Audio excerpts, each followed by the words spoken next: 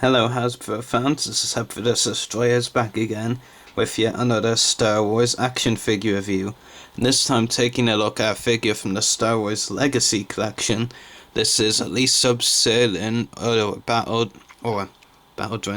Builder Droid 34, as numbered on the packaging, and she was a Cantina alien in A New Hope. So just take a look at the packaging first. You have a nice headshot there of Leesub Sirln. And as I said, down here, Builder Droid 34, BD 34, and Leesub Sirln. So anyway, on the back of the packaging, you have a shot up here of the scene that Leesub Sirln was in the cantina. So you can see her there, of course. And a prototype image of the figure here. So yeah, really cool. And of course, as it was the Builder Droid line, it shows you the Builder Droid and highlighted, or not, the blurry part is the actual piece you get, which I'll show you in a bit. And the description reads, Leesub Sirln is a crash and one of the patrons in the Mos Eisley Cantina on Tatooine. She is hiding from Imperial authorities that suspect her of having free cognitive powers and have declared her a Force adept. So a pretty interesting backstory or description, and other figures, of course, in the wave include Risha Kalfas, or Builder Droid 33, another figure I'd really like to get at some point. I believe he's also a Cantina alien too. Then there's Builder Droid 38, Ki-Adi-Mundi, a kind of expanded universe or comic version of him, with an eye patch. Does look pretty cool, wouldn't mind getting that as well. And then Builder Droid 39, Jawa and Security Droid again. Looks really cool, and I'd like to get that as well. Definitely need to catch up on my Legacy collection figures. As I mentioned, it comes with a Builder Droid pet. I'm not actually sure, does it say on the packaging who the droid is? Yeah, Or4P44, that's the name of the droid. This is the only piece I have from it, of course. The leg, I think it was the left leg, or right from our view. So yeah, not bad. One piece. I'm not really an astromech collector. In fact, I'm not at all.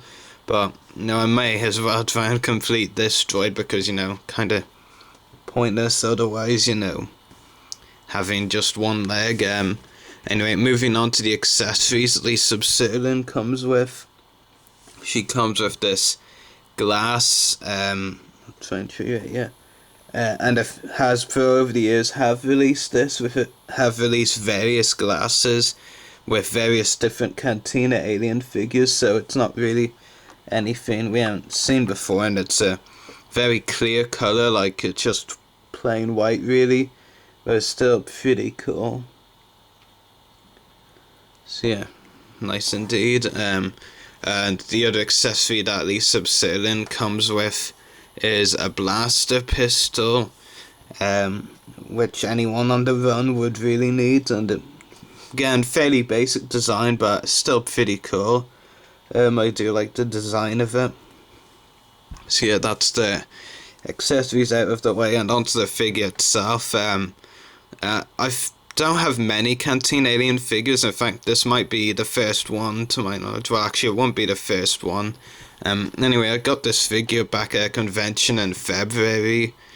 Actually, yeah, it won't be the first one because I got Bomb Vimden from the Vintage Collection on the same day, and that's a Cantina alien. Probably have a few Cantina aliens already before those two, but my mind's a bit blurry right now. Anyway, zoom in on the figure. It's definitely a very unique figure. I believe, in fact, I'm fairly certain in saying that it's the only figure of its species ever made, the Quirash. I believe that's how it's pronounced. So yeah, it is very unique. I do like the face sculpt a lot. I do like the design a lot, but yeah, the face sculpt as well is really good. Very accurate to the character we see in the background of A New Hope. So yeah, some really cool details going on, of course, some very unique details as well. I really like, these black pieces. I'm not sure what the design is or the purpose is, but it does look very interesting and unique. So yeah, and of course, lots of detail over the figure as well, like the mixture of grey and the black there, yeah. And some more grey and black on the back of the figure. So yeah, very nice details. Now of course black boots as well. So yeah, really cool. Definitely some great detailing that went into this figure. Though I have to admit, the design of the character itself from George Lucas is a little bit creepy, or slightly disturbing if you think about it. And I'm sure for those of you who have this figure, you'll know why. So yeah, but it's still a really cool figure, very unique, and I think that's what I like about it best. It's very unique. Most of it contain aliens in A New Hope were, well, obviously they would be, A New Hope, first Star Wars film, and the Canteen alien, we really got to see a lot of different aliens for the first time.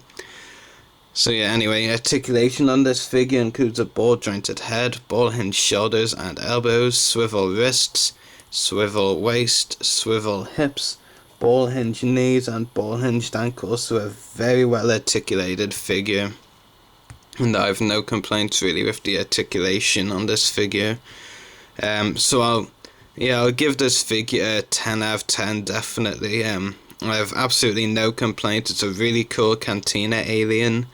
And it was actually played, and this character is actually played by one of the actresses I interviewed for the Voice of Republic podcast, my Star Wars podcast I co-host on there. Pam Rose, she played this character, so it's really cool that I get to interview this character. I remember when I actually got this figure at the convention, the first thing I did was actually post on Pam's wall on Facebook telling her I got the figure, so yeah, pretty cool. And I'm definitely very happy to have this figure in my collection. So, yep, 10 out of 10. Very unique character. Very happy, and definitely I really like the unique characters. Hasbro used to bring out a lot of them.